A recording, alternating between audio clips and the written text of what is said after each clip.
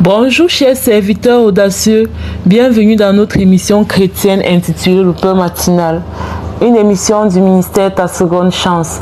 Je suis Dr Dorian et je vais nous conduire dans la rubrique Exhortation.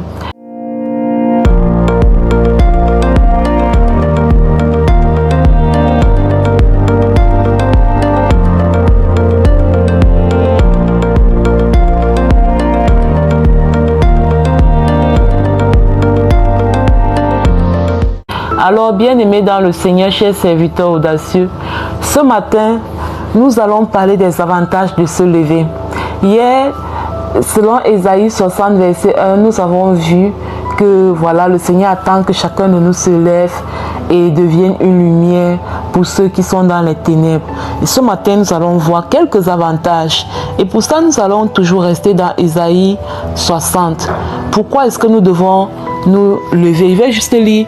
Vous pouvez lire tout Ésaïe 60, mais moi, je vais juste parcourir quelques versets pour nous montrer à quel point il est avantageux pour nous de nous lever.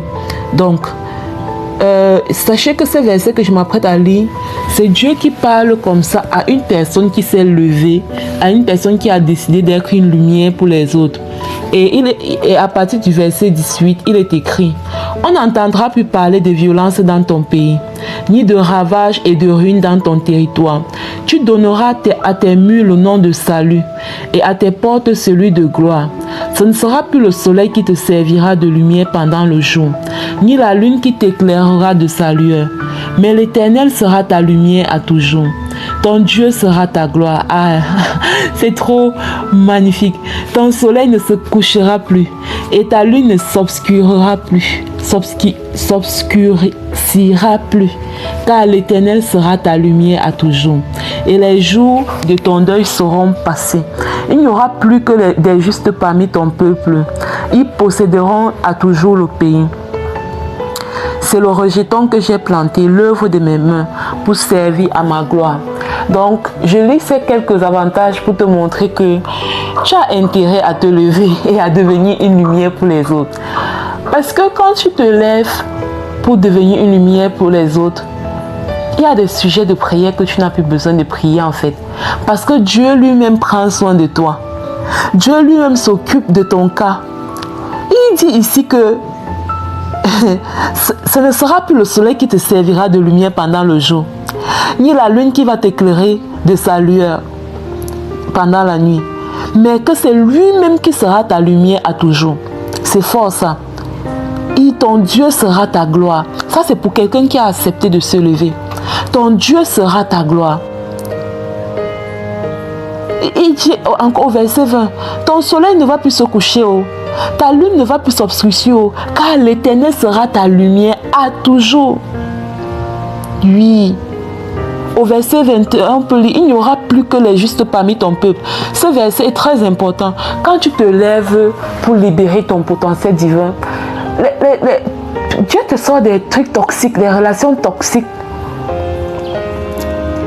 amitié toxique, mariage toxique, collègues toxiques. C'est que il nettoie ton environnement. Je t'assure. Il nettoie ton environnement. C'est pourquoi au verset 21, on peut lire ça: il n'y aura plus que des justes parmi ton peuple. Il commence à t'entourer d'une certaine catégorie de personnes. Il commence à t'entourer d'une qualité de personnes. Ils posséderont à toujours le pays.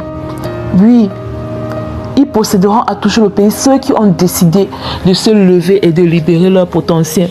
Ceux qui ont décidé de se lever et de mettre au service de la multitude le dépôt de Dieu en eux. Oui, ils posséderont le pays. Donc, cette exhortation d'aujourd'hui, c'est pour que tu prennes conscience que tant que tu ne te lèves pas, il y a encore beaucoup de sujets de prière que tu vas faire. Mais quand tu vas te lever, Dieu va te récompenser. Ça ne sera pas peut-être de la manière que tu attends, mais il va te récompenser. Il va te récompenser. Il va te récompenser. Il va te faire du bien. Il va prendre soin de toi. Comme il a pris soin du prophète Élie lorsque c'était le temps de la famine. Il a envoyé un corbeau le nourrir. C'est comme ça que Dieu prendra soin de toi. Et il sera ta gloire. Il sera ta gloire. pour au nom de Jésus. Alors, bien-aimés dans le Seigneur, je vais passer la parole sans tarder à la servante de Dieu, Lina, qui va nous conduire dans la proclamation de la parole. Soyez abondamment bénis. Shalom, shalom.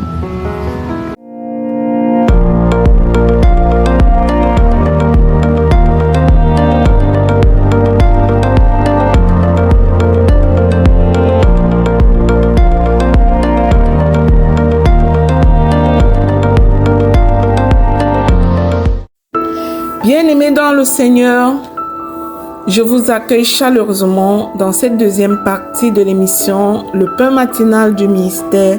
Ta seconde chance, ici Lina pour la parole, proclamée, déclarée et envoyée en mission.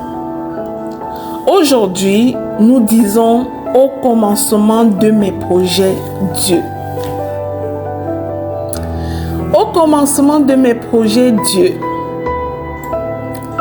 Avant les plans, les stratégies et les budgets, je choisis de consulter le Seigneur au nom de Jésus. Je refuse de bâtir sans lui, car toute œuvre commencée sans Dieu est fragile et j'en suis consciente. Je déclare que mes œuvres sont fondées sur Dieu. Elles sont stables et durables au nom de Jésus. Je reconnais que mes idées, aussi brillantes soient-elles, ont besoin de l'approbation et de la sagesse divine au nom de Jésus. Je déclare que Dieu n'est pas un secours en dernier recours. Il est la fondation de mes projets. Au commencement de mes projets, Dieu. Je déclare que lorsqu'il est à la base de mes projets, il devient aussi la force qui me soutient. Au nom de Jésus. Mon Dieu, lorsqu'il est à la base de mes projets, il devient la direction qui oriente. Au nom de Jésus. Je déclare que lorsque mon Dieu est à la base de mes projets, il devient la grâce qui ouvre les portes. Au nom de Jésus. J'annonce que lorsque mon Dieu est à la base de mes projets, il devient le stratège pour mes entreprises. Au nom de Jésus. Je lui confie mes projets, car je veux bâtir avec lui et pour lui. Au nom puissant et glorieux de Jésus-Christ.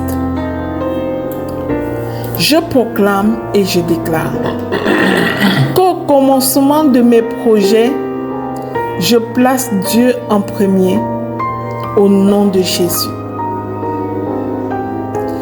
Dieu est l'architecte de mes idées. Mes projets naissent dans la prière et mûrissent dans l'obéissance au nom puissant de Jésus-Christ. Je déclare et je prophétise que dès aujourd'hui je bâtis sur le roc et non sur le sable. Je ne me précipite pas car j'ai assez de patience pour attendre l'approbation divine dans mes projets. Au nom de Jésus. Je déclare et j'établis que l'Éternel gouverne mes projets et bénit l'œuvre de mes mains. Au nom de Jésus. Je confirme que je ne suis pas seul. Dieu est mon partenaire stratégique dans mon entreprise. Au nom de Jésus. Je proclame et je déclare que sa sagesse m'accompagne dans chaque décision au nom puissant et glorieux de Jésus-Christ. Je proclame et j'annonce que Dieu ouvre les portes nécessaires pour mes projets. Il aligne les connexions de destinée, les alliances stratégiques dont j'ai besoin pour accomplir mes projets au nom puissant et glorieux de Jésus-Christ. Je proclame et j'établis que ce que Dieu commence avec moi, il l'achèvera. J'annonce à l'univers, j'envoie cette parole en mission. Dieu est le commencement de mes projets. Alors je rejette la précipitation et j'embrasse la direction divine au nom de Jésus. Je proclame et je déclare que l'ensemble de mes projets glorifie Dieu et bénit les autres au nom de Jésus. Je déclare que je reçois la provision céleste pour chaque vision donnée par Dieu. Je ne manque de rien parce qu'au commencement de mes projets, Dieu. Je proclame et je déclare. Car alors que mon Dieu est celui qui m'a donné la vision, je ne crains pas l'échec.